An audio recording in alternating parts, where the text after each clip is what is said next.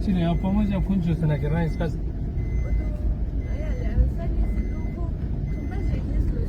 Yeah. On way to Phayang Monastery, Ne Ladakh, cold desert with Yolat, Vyarpa, Yarpa, Sarvang, Sipin, Shuppa,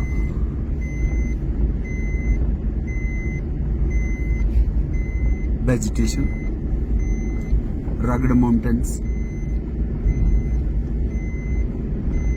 snow-capped peaks,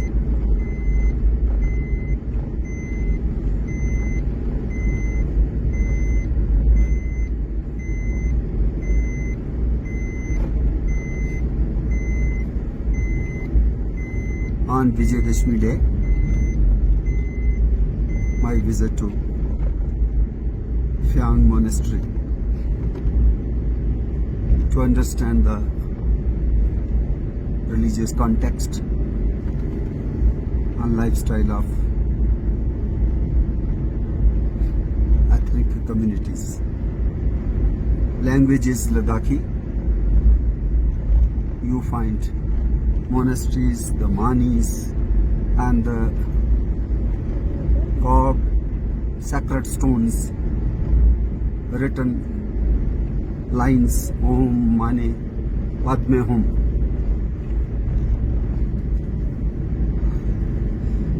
There is scarcity of water.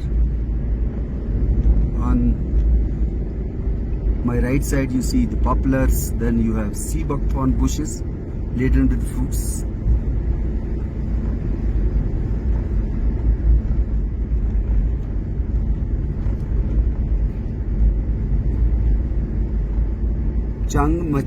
Changmachan village.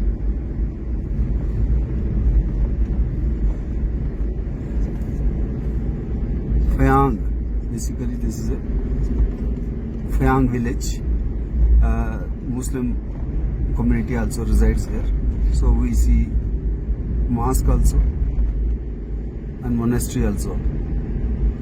Autumn season. So foliage is turning greenish yellow or brilliant yellow. There are willows, there are poplars, but native vegetation is dominated by sea buckthorn, Hippophae ramanoides variety turkistanica,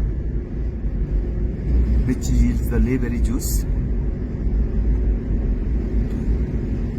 This is a nitrogen fixing shrub from the Alagnaceae family, to which our one kanak, Alagnus umbellata, belongs. In due to Basantgarh area we find Alagnus umbellata, one kanak or kankoli. And in the same family we have this shrub, sea buckthorn, Hippophae ramanoides. So now we are reaching Phayang village, very near to Phayang monastery. So this is the landscape. We have many fruits, walnuts, apricots,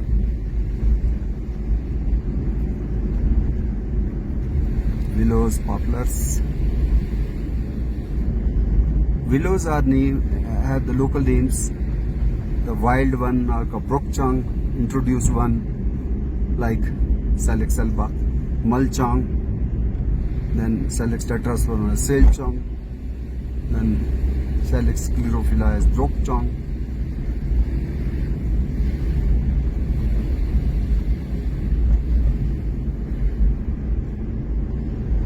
Locals use in house construction.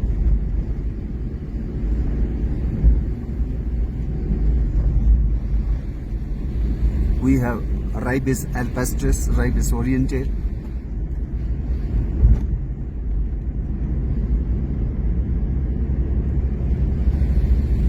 We have Yatsat, Attica, Hyperborea used in soups, also in momos. Bushes of Tenesitum also on both sides of the road. Tenesitum gracile. Even Ephedra gerardiana bushes are there in the vicinity of Yang Monastery. We have introduction of apples, locally called kushu, and there is another medicine plant in this cold desert which is called Denmo kushu, the apple of bear. So you see the beauty of autumnal foliage on poplars, and on the other side naked mountains, sandy precipice slopes. Only along the valleys we find some kind of greenery. Tanicetum bushes growing in abundance on both sides, and now we are very near to Phayang Monastery.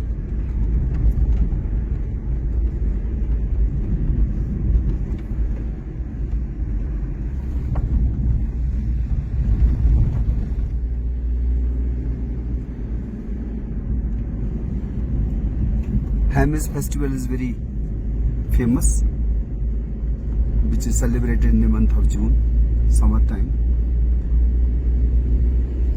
It has Tibetan influence, and Amchi system of Indian medicine, Sorigpa, has its roots in the Tibetan system of medicine, which is practiced by the local folk healers called Amchis. In Changthang area we have Shokpa, even in Kargil, Batalik sector. And yesterday, government of Union Territory of Ladakh has declared Juniper semiglobosa as the state tree of Union Territory of Ladakh, as it has social relevance, religious sanctity, and tree is vulnerable in the cold desert climate.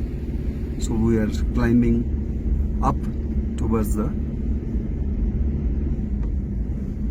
Phayang Gompa. Archaeological Survey of India is taking initiatives to conserve the heritage and religious monuments. So these are the yellowing poplars. Tanicetum is very prominently displayed. Even Paganum harmala. On the left side, these are poplars in the ravines.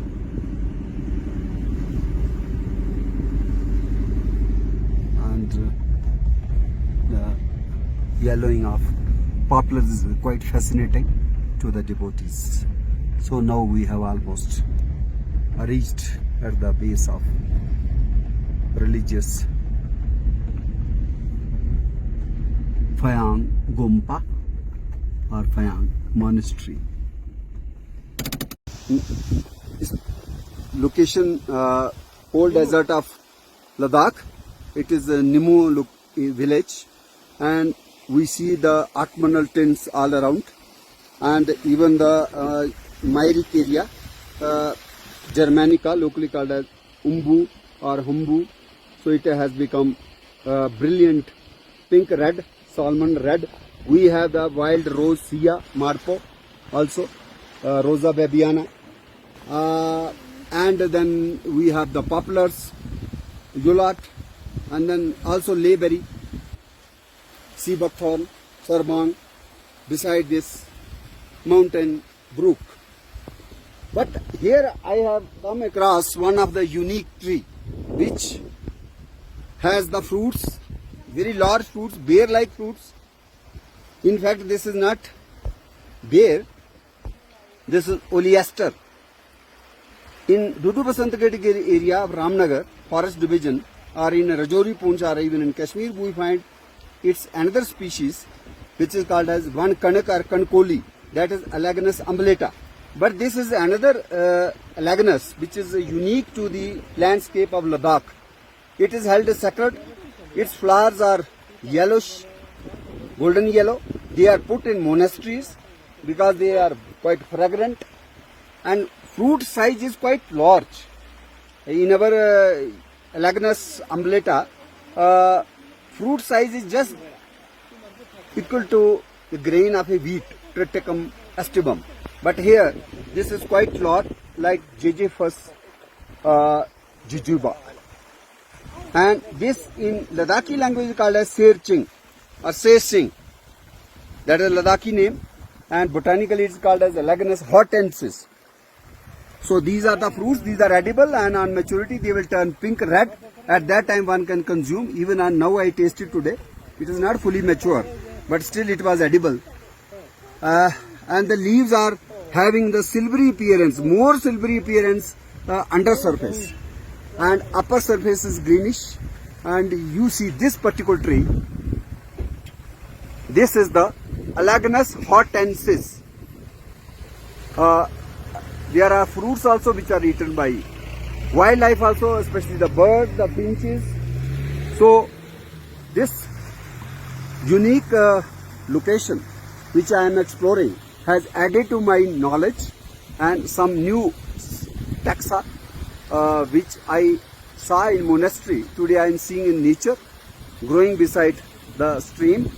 Elagnus hortensis, they are rich source of carotenoids, the fruits, mature fruits, vitamin C, the minerals, and they are health promoting.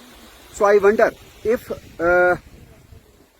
Bihar Defense Institute of High Altitude Research, if they have done any research on this particular wild fruit which is held sacred by the Buddhists and worshipped in the monasteries or kept in the monasteries for its religious fragrance, and fruits are edible, leaves are lanceolate.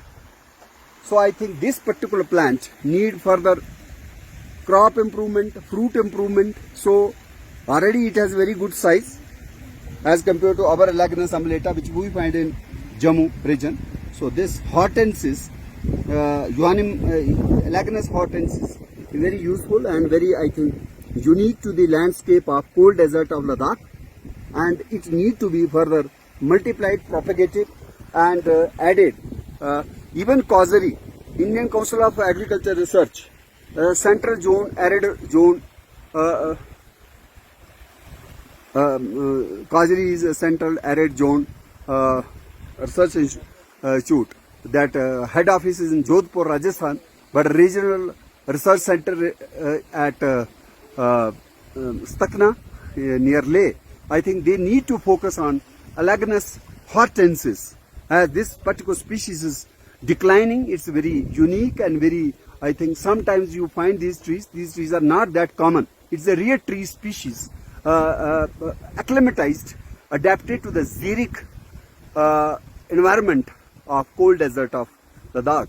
Since we have yesterday declared the Shukpa tree, that Juniperus semi-globosa, as the state tree of Union Territory of Ladakh, I think there need to be some renewed enthusiasm to take care of all other trees which are native to the landscape of Ladakh. And one is Sersing, Elagnus umbellata, or Oleaster, which is unique and fruit is edible. We are in the very interesting and eye-catching glimpse of the fruiting apples. Perhaps it is some Mongol cultivar or which one, only experts can tell, but this is quite fascinating. And the tree behind is laden with fruits, many apples. You see, a small sized tree, but all twigs are filled with the juicy, sweet apples, locally called as kushu. And nearby we have other trees also, but they are not supporting the fruits. So only one tree which is supporting the these juicy fruits, apples I could see. One is near here also, but that is also a distant. And here we have some apricots basically. And the foliage of apricot is also welcoming the autumn season. fall colors. When all these leaves, they will fall. But before falling, before departing from the tree, they support brilliant color. They are quite decorative to welcome the spring, and then the trees will be leafless throughout winter, and they will again support the new birds and new foliage at the advent of the spring. And spring returns to Leh Ladakh in the month of March, April, not before that. So we see these row of the poplars, they're standing like sentinels, and the leaves have already turned golden yellow. And this is the religious shorten in this landscape of Basgo village. From Leh on way to Kargil, we find this enchanting landscape, and the various willows. Willows have also turned yellow, but these apricots are quite pink, and fruits of apples are really matching with the foliage of apricots in this landscape, where you see nothing is growing on the hilltops but the fruits on apple trees. How they have got their nourishment from nutritionally rich soils. And there is also the tree which I just referred earlier, searching or sacing, that is Alagnus hortensis. These trees should not be confused with willows, because willows are also nearby. So there are willow trees, these yellow ones, but this particular tree is not willow. It should not be confused with willow. And confirmatory test is while looking at the fruit. Fruit is bare size, and leaves underneath, they are silvery white. So here if we focus on the leaves, we will appreciate silvery white appearance of leaves. But in case of salix, they are simply green. They are not that silvery white as you find in this. So you have both the twigs, one green, this is Salix tetrasperma, called as selching, and this is the twig of silvery white searching. The fragrant flowers are kept in monasteries, and this is unique tree which I have found beside this shoten at the location in the village, which is called as Basgo. And here we have the Malchang and Brokchang, different species of willows, and the apple trees locally called as Kushu. Another monastery we are visiting, and this is Basgo Gompa. And along this track, this road, we are fascinated by the pink-red foliage of apricots, then yellow leaves of poplars, some willows, Malchang and Brokchang, and even some bushes of Sharma, Hippophae rhamnoides, and wild rose, Zia, Marpo, Rosa, Vidyarthi. This Hippophae rhamnoides or Sharma is also used as farm fence, like hedge as well as